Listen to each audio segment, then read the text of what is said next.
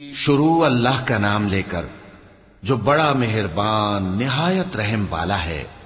جو چیزیں آسمانوں میں ہیں اور جو چیزیں زمین میں ہیں سب اللہ کی تسبیح کرتی ہیں، اور وہ غالب ہے، حکمت والا ہے۔ وہی تو ہے جس نے کفار اہل کتاب کو پہلی لشکر کشی پر ہی ان کے گھروں سے نکال دیا۔ مسلمانوں، تمہارے خیال میں بھی نہ تھا کہ وہ نکل جائیں گے، اور وہ لوگ یہ سمجھے ہوئے تھے کہ ان کے قلعے ان کو اللہ کے عذاب سے بچا لیں گے، مگر اللہ نے ان کو وہاں سے آ لیا جہاں سے ان کو گمان بھی نہ تھا، اور اس نے ان کے دلوں میں دہشت ڈال دی کہ اپنے گھروں کو خود اپنے ہاتھوں اور مومنوں کے ہاتھوں سے اجاڑنے لگے۔ تو اے بصیرت کی آنکھیں رکھنے والو، عبرت حاصل کرو۔ اور اگر اللہ نے ان کے بارے میں جلا وطن کرنا نہ لکھ رکھا ہوتا تو ان کو دنیا میں بھی عذاب دے دیتا، اور آخرت میں تو ان کے لیے آگ کا عذاب تیار ہے ہی۔ یہ اس لیے کہ انہوں نے اللہ اور اس کے رسول صلی اللہ علیہ وآلہ وسلم کی مخالفت کی، اور جو شخص اللہ کی مخالفت کرے تو اللہ اسے سخت عذاب دینے والا ہے۔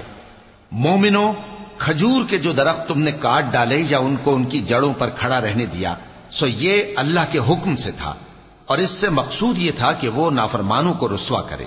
اور اے مسلمانوں، جو مال اللہ نے اپنے پیغمبر کو ان لوگوں سے جنگ کے بغیر دلوایا ہے اس میں تمہارا کچھ حق نہیں، کیونکہ اس کے لیے نہ تم نے گھوڑے دوڑائے نہ اونٹ، لیکن اللہ اپنے پیغمبروں کو جن پر چاہتا ہے غالب کر دیتا ہے، اور اللہ ہر چیز پر قادر ہے۔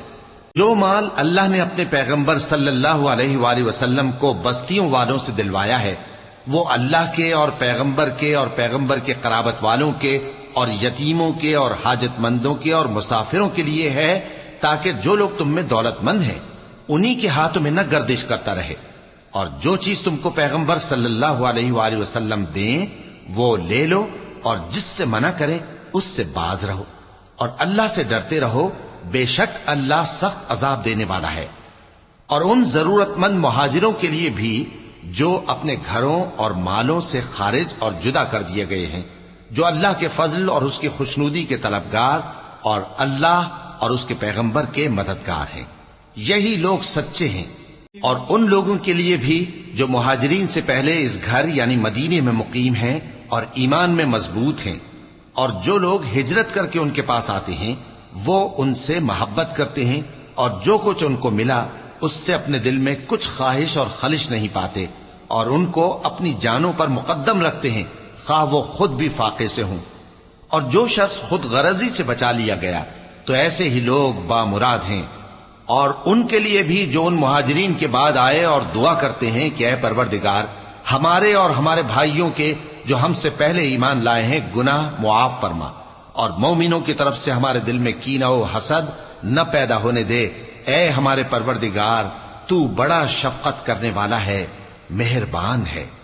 کیا تم نے ان منافقوں کو نہیں دیکھا جو اپنے کافر بھائیوں سے جو اہل کتاب ہیں کہا کرتے ہیں کہ اگر تم جلا وطن کیے گئے تو ہم بھی تمہارے ساتھ نکل چلیں گے اور تمہارے بارے میں کبھی کسی کا کہا نہ مانیں گے، اور اگر تم سے جنگ ہوئی تو تمہاری ہی مدد کریں گے، مگر اللہ ظاہر کیے دیتا ہے کہ یہ جھوٹے ہیں۔ اگر وہ نکالے گئے تو یہ ان کے ساتھ نہیں نکلیں گے، اور اگر ان سے جنگ ہوئی تو یہ ان کی مدد نہیں کریں گے، اور اگر مدد کریں گے بھی تو پیٹ پھیر کر بھاگ جائیں گے، پھر ان کو کہیں سے بھی مدد نہ ملے گی۔ مسلمانوں، تمہاری ہیبت ان لوگوں کے دلوں میں اللہ سے بھی بڑھ کر ہے، یہ اس لیے کہ یہ سمجھ نہیں رکھتے۔ یہ سب جمع ہو کر بھی تم سے نہیں لڑ سکیں گے، مگر بستیوں کے قلعوں میں پناہ لے کر یا دیواروں کی اوٹ سے۔ ان کے آپس میں بھی بڑی لڑائی رہتی ہے، تم خیال کرتے ہو کہ یہ اکٹھے ہیں، حالانکہ ان کے دل پھٹے ہوئے ہیں۔ یہ اس لیے کہ یہ بے عقل لوگ ہیں۔ ان کا حال ان لوگوں کا سا ہے جو ان سے کچھ ہی پیشتر اپنے کرتوت کی سزا کا مزہ چکھ چکے ہیں، اور ان کے لیے دکھ دینے والا عذاب تیار ہے۔ منافقوں کی مثال شیطان کی سی ہے کہ انسان سے کہتا رہا کہ کافر ہو جا، پھر جب وہ کافر ہو گیا تو کہنے لگا کہ مجھے تجھ سے کچھ سروکار نہیں، مجھ کو تو اللہ رب العالمین سے ڈر لگتا ہے۔ تو دونوں کا انجام یہ ہوا کہ دونوں دوزخ میں جائیں گے، ہمیشہ اس میں رہیں گے، اور بے انصافوں کی یہی سزا ہے۔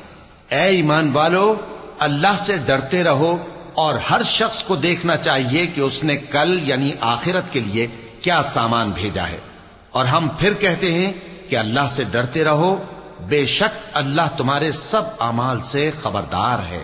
اور ان لوگوں جیسے نہ ہو جانا جنہوں نے اللہ کو بھلا دیا تو اللہ نے انہیں ایسا کر دیا کہ وہ خود اپنے آپ کو بھول گئے۔ یہی لوگ ہیں نافرمان۔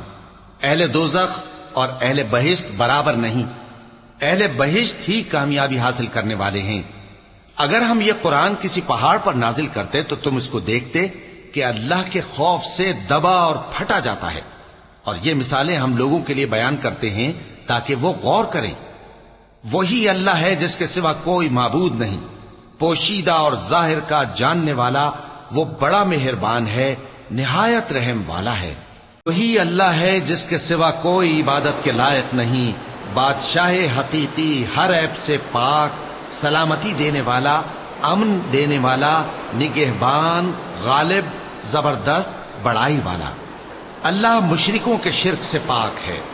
وہی اللہ تمام مخلوقات کا خالق، ایجاد و اختراع کرنے والا، صورتیں بنانے والا، اس کے سب اچھے سے اچھے نام ہیں۔ جتنی چیزیں آسمانوں اور زمین میں ہیں سب اس کی تسبیح کرتی رہتی ہیں، اور وہ غالب ہے، حکمت والا ہے۔